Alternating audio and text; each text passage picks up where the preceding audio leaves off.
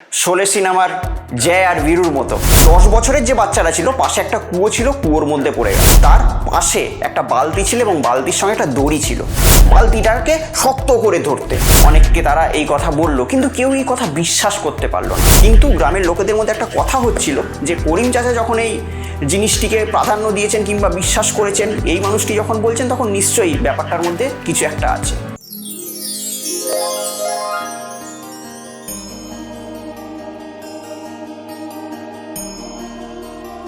গল্পটি হলো দুটো বন্ধুর, একটা 6 বছরের বাচ্চা এবং একটি 10 বছরের বাচ্চা।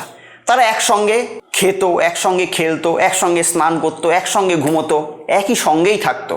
তারা প্রচণ্ড বন্ধু ছিল, একদম মাই ডিয়ার ফ্রেন্ড যাকে বলে, মানে শোলে সিনেমার জয় আর বীরুর মতো।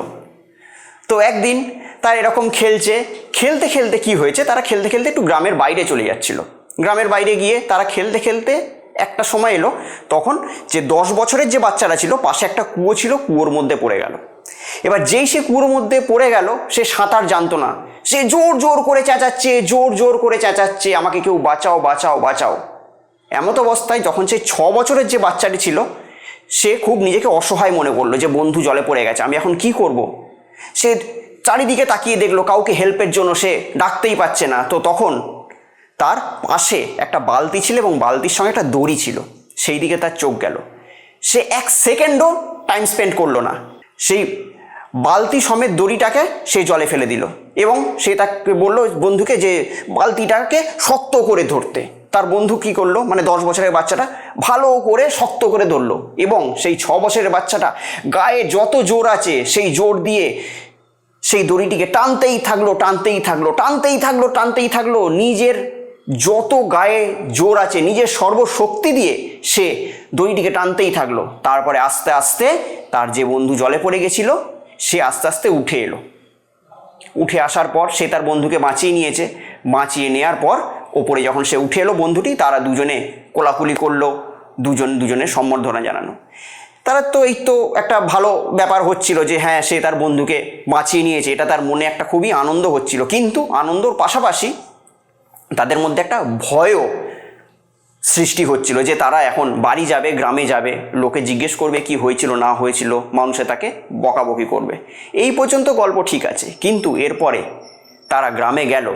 গ্রামে যাওয়ার পর অনেককে তারা এই কথা বলল, কিন্তু কেউ এই কথা বিশ্বাস করতে পারলো না। বিশ্বাস কেন করছিল না? কেন 6 বছরের বাচ্চা সে কি করে, সে একটা 10 বছরের বাচ্চা, জল আছে বালতিতে, তারপরে সেই 10 বছরের বাচ্চাটা বালতিটাকে ধরেছিল, সে টেনে টেনে টেনে টেনে কী করে সেটা তুলবে, এটা গ্রামের কেউ বিশ্বাসই করতে চাইছিল না। কিন্তু এমত অবস্থায় গ্রামের একজন বিদ্বান লোক ছিলেন, তাকে সবাই, মানে বিচক্ষণ মানুষ, তাকে সবাই খুব মান্যগণ্য করতো। তার নাম ছিল করিম চাচা। তো করিম চাচাকে গিয়ে বলতে করিম চাচা ব্যাপারটা বুঝতে পারলো এবং সে সেটা বিশ্বাসও করলো। তো বিশ্বাস করার পর করিম চাচা গ্রামের লোকেরা অনেকে জিজ্ঞাসা করলো যে এটা কি করে সম্ভব। কিন্তু গ্রামের লোকেদের মধ্যে একটা কথা হচ্ছিল যে করিম চাচা যখন এই জিনিসটিকে প্রাধান্য দিয়েছেন কিংবা বিশ্বাস করেছেন, এই মানুষটি যখন বলছেন, তখন নিশ্চয়ই ব্যাপারটার মধ্যে কিছু একটা আছে। তখন গ্রামের লোক সবাই মিলে সেই করিম চাচার কাছে গেল, গিয়ে জিজ্ঞেস করলো যে কি করে এটা সম্ভব হলো। তো তখন সেই ভদ্রলোক বললেন যে কেন, বাচ্চা তো বলছে কি করেছে, তার বন্ধু জলে পড়ে গেছিল কুয়োতে, সে পাশে একটা বালতি সমেত একটা দড়ি ছিল, সেই দড়িটিকে ফেললো, তারপরে তার গায়ে সর্বশক্তি দিয়ে সেই দড়ি টানতে থাকলো, আস্তে আস্তে আস্তে তার বন্ধু উঠে এলো, ব্যাস এটাই তো, বাচ্চারা তো বলছে, এটা কি।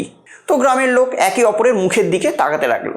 তখন করিম চাচা একটা কথা বলল, প্রশ্ন এটা না যে এই ছেলেটি কি করে সেটা করলো, প্রশ্ন এটা যে এই ছেলেটি কি করে সেটা করতে পারলো। কেননা যে সময় সে তার বন্ধু জলে পড়ে গেছিল এবং যে সময় সে তাকে তুলেছে, সেই সময়, সেই পয়েন্টে, সেই স্থানে সে ছাড়া দূর দূর দূর পর্যন্ত কেউ ছিল না যে তাকে বলতে পারে যে তুই এই কাজটা করতে পারবি না, তাকে বলতে পারে যে তুই এই কাজটা করতে পারবি না, এটা বলার মতো সেই সময় দূর দূর পর্যন্ত কেউ ছিল না। এমনকি সে নিজেও না,